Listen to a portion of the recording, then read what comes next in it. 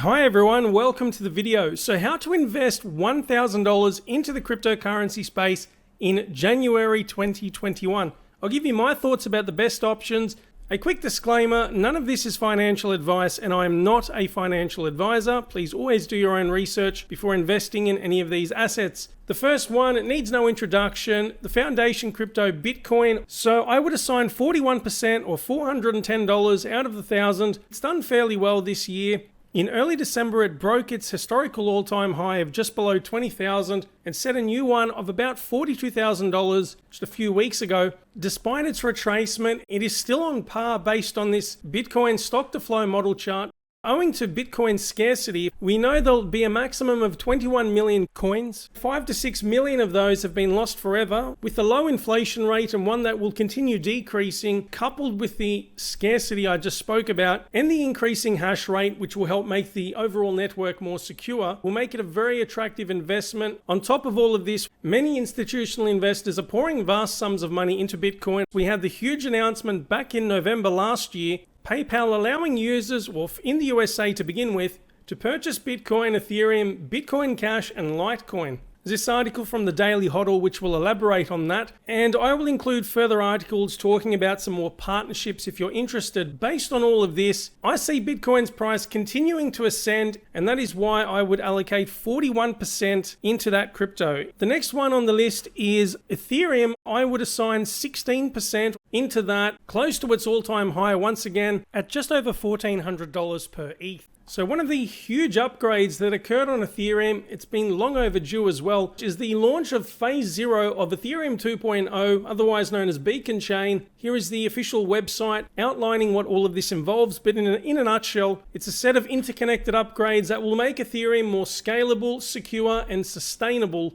A key aspect of this, it now gives people the opportunity to stake their Ethereum and earn some free crypto in return for securing the network. That finally came to see the light of day. Some reasons why I'm very bullish on Ethereum. One of the key phenomena in the crypto space was the rise of DeFi, decentralized finance. In a nutshell, many of these DeFi projects are built on the Ethereum blockchain. If we see this website here, DeFi Pulse, some of these growing names in the space, Maker, Aave, Uniswap, and Compound, 4 of the biggest at the moment, and there's a plethora of projects in DeFi. For those not looking at the screen, the space has absolutely erupted over the past year. Total value locked in DeFi has gone from about 850 million to roughly 26.7 billion US dollars, which is insane growth. Who knows where we'll be in another year? This will help Ethereum. Besides DeFi, we have numerous projects in general from various categories that are being built on Ethereum, which are referred to as ERC20 tokens. So many of them listed here, including some stable coins. There is this article I came across, a full list of Ethereum partnerships, integrations, and collaborations. This is from June last year, but much of this is still relevant. Ethereum is one of the cryptos that will be offered by PayPal. And to top all of this off, there is something called the Enterprise Ethereum Alliance. Over 200 organizations utilizing Ethereum's technology as part of overall business opportunities and increasing adoption across industry. Anyhow, there's a lot more I could talk about, but moving along. So there are just a few reasons why I would definitely put some money into Ethereum. My third choice on the list is ADA or Cardano, 10% into this crypto or its corresponding project. Now, in spite of this being about a third of its all-time high price, that shouldn't put you off. So in a nutshell, what Cardano is, it's a proof-of-stake blockchain platform based on, now according to its website, it's the first to be founded on peer-reviewed research and developed through evidence-based methods. Is a very rigorous scientific process underpinning a lot of this, and they've got a vast swathe of academic papers behind this if you're interested. It combines pioneering technologies to provide unparalleled security and sustainability to decentralized applications, systems, and societies. To keep this somewhat concise, there is a page on their official website titled Why Cardano. 3 key aspects of this is scalability, interoperability, and sustainability. There is a corresponding roadmap talking about the various phases of the project. A few months ago, the Shelley mainnet was launched, which allows people to stake ADA, which gives you some good rewards in return for securing the network. 3 overarching organizations spearheading the project. So we have the Cardano Foundation, Emergo, and IOHK, or Input Output Hong Kong. For the latter, its CEO, or the key spokesperson for Cardano in general, is Charles Hoskinson, so I recommend some of the social media pages to stay up to date with some news specifically about Cardano. Now, before moving on to the next crypto, in terms of partnerships relating to Cardano or ADA, one of these including collaboration with PwC, one of the big four auditing firms around the world.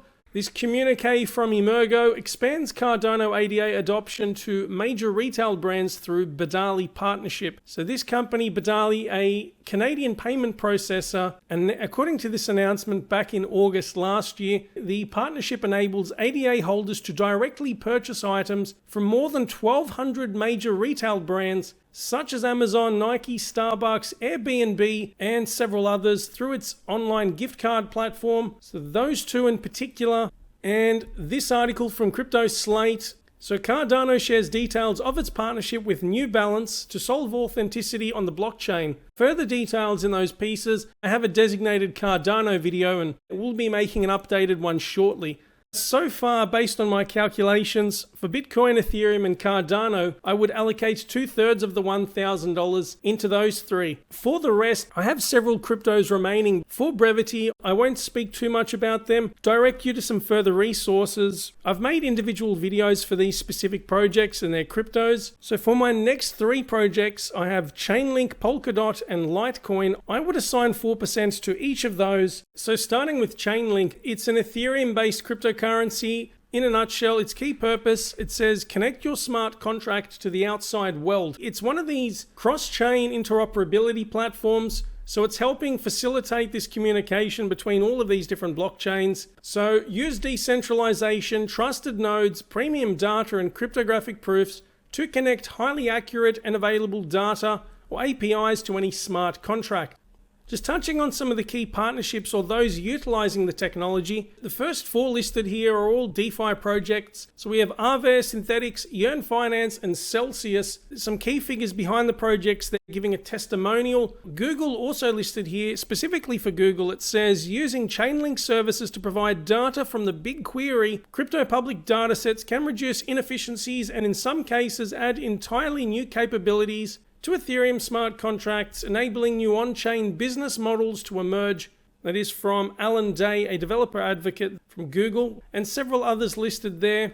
All the relevant information and various ways to stay in touch with the project. Polkadot, another cross-chain interoperability platform. It's gained a lot of traction in recent times. If we have a look at the prices, it's very close to its all-time high. It's done very well over the past month. Plenty of enthusiasm behind this. It places a lot of emphasis on its interoperability, its forkless and future-proof nature as well. That's been an issue that's plagued some cryptocurrency projects. It says economic and transactional stability. And listed here are some of the use cases of the DOT token, another staking crypto. One of my recent videos specifically talks about Polkadot, which will cover some more technical details. Just alluding to some key partnerships involving Polkadot. One listed here on their blog page, a major milestone achieved, Polkadot and Chainlink integration using Substrate. This initial integration with Substrate will open a pathway towards integrating Chainlink with a dedicated parachain. In very simple terms, it's a more basic form of blockchain, or even building one following Polkadot's launch. Prior to launching its parachain on Polkadot, Chainlink will deploy a parachain on Kusama. It's a crypto project affiliated with Polkadot, acting as a test net for the former.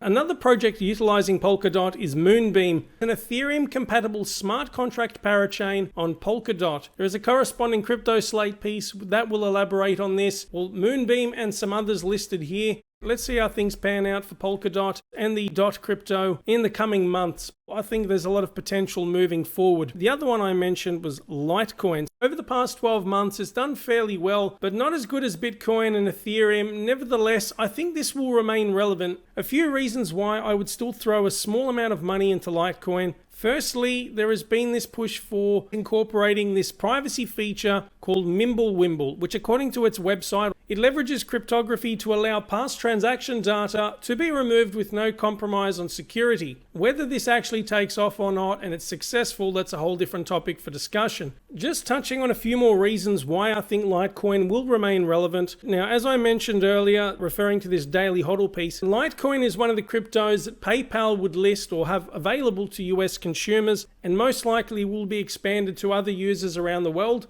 From a business perspective, just my thoughts, if there were no merits to listing Litecoin, I don't see why PayPal would offer that. It still features in these crypto or digital asset funds or trusts, albeit in a small amount, so Litecoin accounting for a tiny amount of this Grayscale and Morgan Creek digital asset funds. It's about 1% in each of those, thereabouts. And similar to Bitcoin, it has a block reward halving countdown or a system of every 3.5 to 4 years, new Litecoin in circulation will be halved with a maximum supply as well.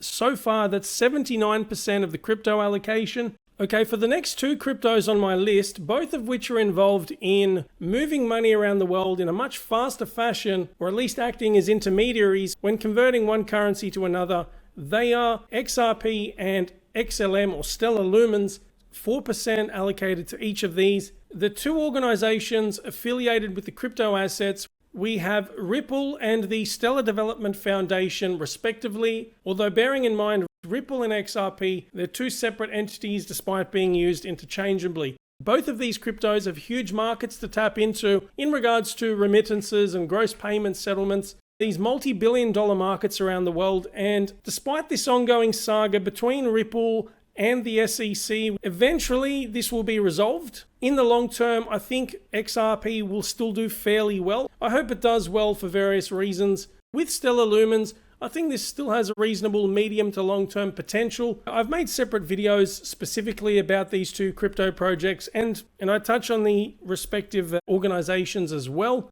Two things before I move on to the next cryptos. Firstly, just to clarify, these don't represent how much I have in my overall portfolio. It's just how much new money or the $1,000 that I would assign to these cryptos. So I still hold XRP and XLM. I have been accumulating them over the years. And the second point is that depending on how things pan out in the future, both with the SEC ruling and what happens with adoption and all of that, the amount of money to XRP, XLM, or let alone any crypto for that matter, it could vary as time progresses. So it's just purely based on what's happening at present. So I have 4 more cryptos for the remaining 13%. Yes, I know tiny amounts. I like to diversify nevertheless. We have VeChain and Uniswap, 3.5%. I still like to have some skin in the game. Starting with Uniswap, for those who aren't familiar with it, it's a decentralized protocol for automated liquidity provision on Ethereum. So it essentially acts as a decentralized exchange or a DEX. So if I launch the app, and the useful thing about this is you can connect directly to your own wallet and you bypass a centralized exchange as a result. For example, Binance, Kraken,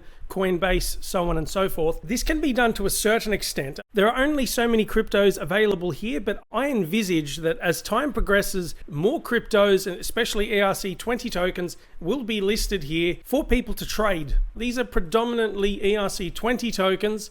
They've got stable coins listed there as well. The rise of decentralized exchanges and DeFi, I think this will continue to gain prominence, especially as the crypto market matures. I have returned to Aave because if you look at its marketplace, for those who aren't looking at the screens, you can toggle between Aave or two of them and the Uniswap marketplace. If we return to the price statistics at Live Coin Watch, so Uniswap is now 12th. It's been climbing up this crypto ladder, so to speak, with market cap.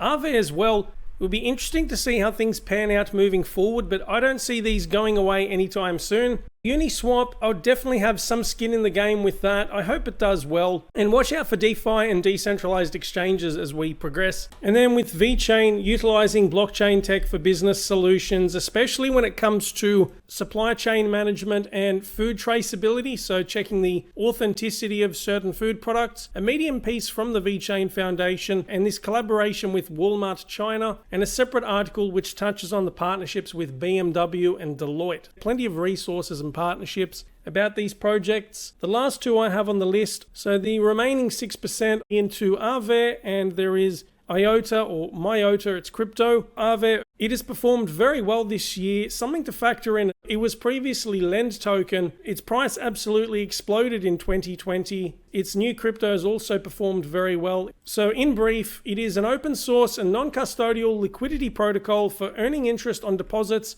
and borrowing assets. A key player in the DeFi space, another one of these ERC20 tokens. How much room does this have to grow? I think it still has plenty of potential in the short and medium term, and probably in the long term as well. I'm only assigning a small amount because there are lots of wonderful cryptos to invest in. So IOTA is one of these cryptos touted to play a key role in the whole Internet of Things phenomenon. So you imagine everything or a system that's all interconnected. All of these devices are operating in sync and sharing vast amounts of data simultaneously, with the key purpose of running things in a more efficient manner across various aspects of our society.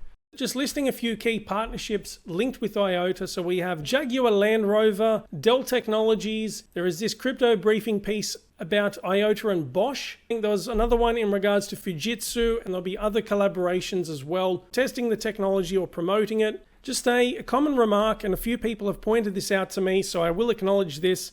There's been this ongoing thing called the coordicide to migrate IOTA to something that's decentralized. It's been an ongoing development. It's taking a while. We'll see if they're successful. I think it's a matter of when, not if. And that wraps up the allocation of money into the various crypto assets. I will include, there are a few notable mentions. If I were to throw some extra money into these crypto projects or their corresponding assets, let's see, just listing these, I would include Atom, Monero, two more DeFi cryptos, Maker and Compound. And last but not least, I would consider throwing in some small cap cryptos into the mix. I made a separate video covering these. I'll provide a link in the top right hand corner and the description as well.